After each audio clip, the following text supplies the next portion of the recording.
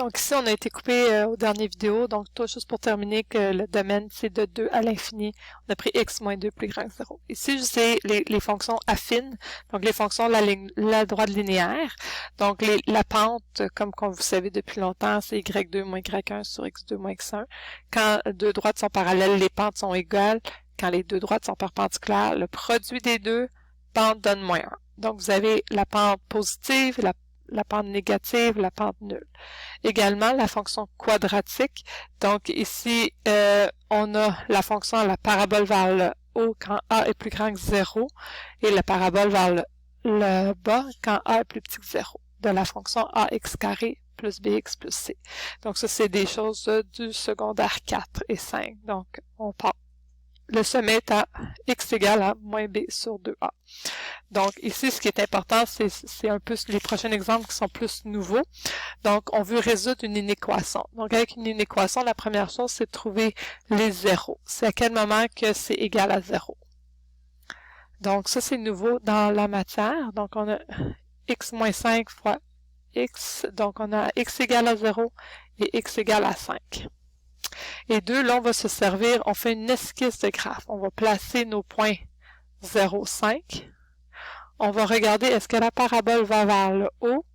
Donc, elle va vers le haut à cause que devant le x carré, il y a un 1. Et on va se demander si c'est plus petit. Donc, c'est plus petit quand c'est en bas de l'axe des x.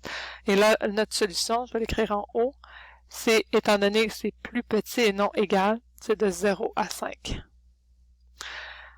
Même principe, ici, on va donc prendre, ça va être facile de trouver nos zéros. Donc, on va avoir 3x moins 1 égale à 0, d'où x égale à 1 tiers. Et ensuite, on a le x plus 3 égale à 0, d'où x égale à moins 3. Donc, si vous faites 3x fois x, ça va donner un nombre positif, ce qui fait que devant le x carré, c'est un nombre positif. Vous avez moins 3, vous avez 1 tiers. On a encore une fois une parabole qui va vers le haut. Et là, on veut plus grand. Ça veut dire plus grand, c'est tout ce côté-là et c'est tout ce côté-là. Donc, l'ensemble solution va être de moins l'infini à moins 3, inclus, parce que c'est égal, à 1 tiers inclus, à plus l'infini. La racine carrée, donc premièrement, les x sont plus grands ou égal à 0. Donc, si vous ne connaissez pas la fonction racine carrée, vous pouvez toujours le calculer. On va donner des valeurs de x plus grand que 0. Donc, si x vaut 0, on le calcule. Racine de 0, 0. Si x vaut 1, 1. Racine de 4, 2. Et là, vous pouvez mettre vos points sur le graphique. Donc, on peut toujours se débrouiller à connaître nos fonctions. C'est une fonction qui est comme arrondie un peu, mais qui monte tranquillement. Pour résoudre la fonction racine carrée, il faut isoler la racine carrée du côté gauche et envoyer tous les autres chiffres du côté droit. Donc, on va avoir le moins 2 pour devenir un plus 2 et on va avoir 2x moins 1. Et là, on va pouvoir élever au carré. Donc, quand on élève au carré la racine s'en va. Ici, vous allez élever au carré comme du monde, ça va donner 4x carré. 2x fois moins 1 fois 2. Hein? Ça, c'est dans vos formules de factorisation, dans ce qu'on a vu dans les vidéos précédentes. Vous allez mettre ça égal à 0. Donc, vous allez envoyer le moins 3 de le 3x qui devient moins 3. Mais il faut écrire moins 7. Et ensuite, moins 30. Vous allez factoriser ça. Et on factorise, on va trouver x plus 2 et 4x moins 15. Donc, vous avez deux réponses, x égale à moins 2 et x égale à 15 quarts. Et donc, c'est important de vérifier nos réponses avec la racine carrée. Parce que la racine carrée, ce qu'on a fait, on a élevé au carré, donc on a enlevé la racine. Donc, c'est important, ça peut causer des problèmes. Donc, on va vérifier nos réponses. Vous allez rentrer x égale à 2 là-dedans et vous allez vous apercevoir que ça ne fonctionne pas. Vous allez rentrer x égale à 15 quarts à gauche et à droite et ça marche. Donc, la seule réponse possible ici, c'est le 15/4.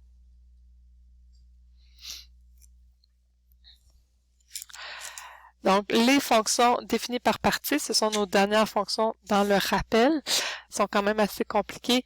Donc, c'est une fonction par partie, c'est que la règle change selon les valeurs de la variable. La fonction la plus connue, c'est la valeur absolue. Hein? C'est notre.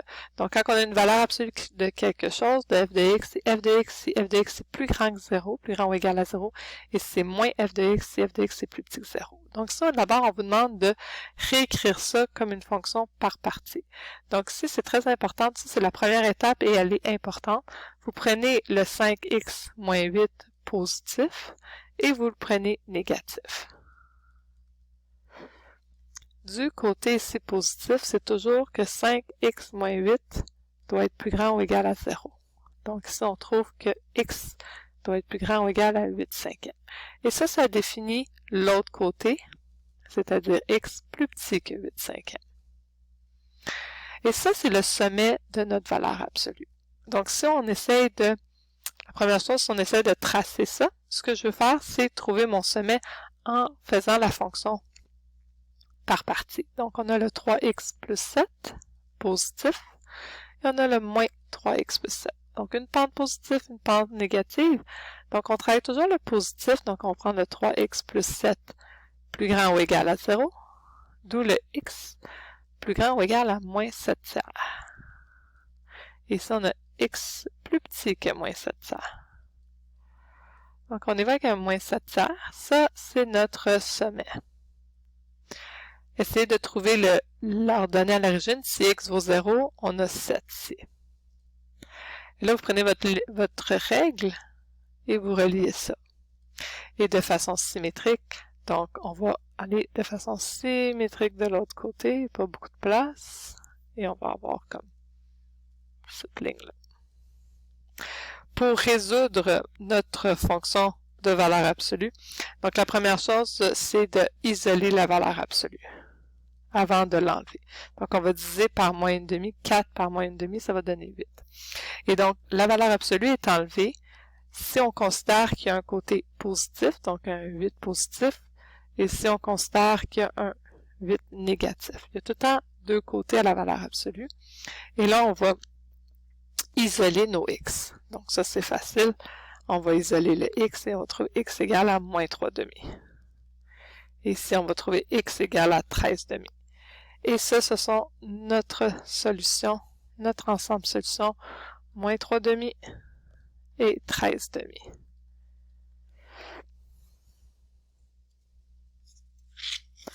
Et dernier problème de la session, c'est de trouver les valeurs et les fonctions. Donc, à moins 1, on est dans la première fonction. On va remplacer x par moins 1 sur moins 1, moins 1.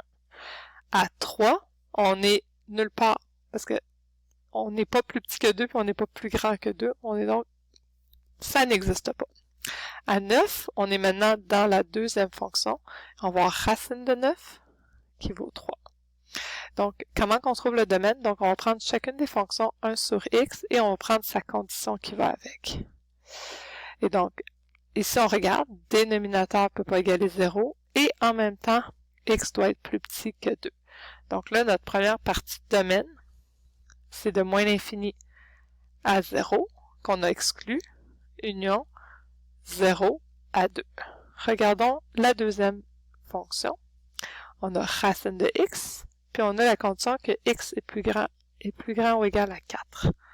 Donc, si racine de x, l'intérieur de la racine doit être plus grand ou égal à 0, et tu dois être en même temps plus grand ou égal à 4. Donc, la condition, c'est donc de 4 à l'infini. Et donc, on a ainsi notre domaine. Faites attention ici, regardez dans l'exemple B, le plus petit est avant le plus grand, mais ça, c'est pas grave. Vous pouvez y aller à moins 9, vous êtes ici. Donc, vous allez remplacer par moins 9. Et là, si vous remplacez par moins 9 plus 8, ça donne négatif. Et donc, ça marche pas. À 1, vous n'êtes pas plus grand, vous n'êtes pas plus petit. Donc, vous êtes nulle part. À moins 1, donc à moins, on est revenu ici. Donc, moins 1 plus 8, 7. Donc, ici, on a 2 racines de 7. Donc, on peut commencer, moi j'aime bien commencer par ceux qui sont plus petits, qui sont déjà en ordre de domaine. Donc, vous pouvez commencer soit par la fonction du haut ou par la fonction du bas, ça ne dérange pas. Et si vous avez un dénominateur, il doit être strictement plus grand que 0. Pourquoi on ne peut pas mettre égal, comme dans les autres racines? C'est parce que là, on est au dénominateur. Donc, on peut y aller directement avec la condition du plus grand. Ici, vous avez donc x plus grand que moins 8, et en même temps, il doit être plus petit que 1. Donc, le domaine, c'est de moins 8 ouvert à 1 fermé. Mais les deux exclus. Deuxième fonction, x carré moins 4 doit être plus grand ou égal à 0. Donc là, on va factoriser x moins 2, x plus 2. Donc vous avez une parabole, on va mettre ça égal à 0. Donc, on trouve moins 2 et 2. C'est une parabole vers le haut. Donc, plus grand, c'est là. Mais en plus, on a la condition que x doit être plus grand que 1. Donc, pour faire la combinaison des deux, donc la combinaison va donc être de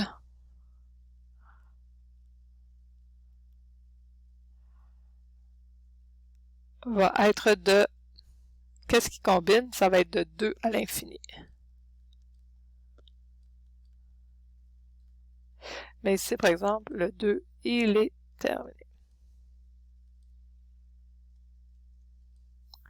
Et donc, ça conclut les rappels. Donc, vous devez aller faire le devoir 1 sur mon lab. Donc, je vous invite à m'envoyer toutes vos questions par courriel et ça va me faire un plaisir de vous aider.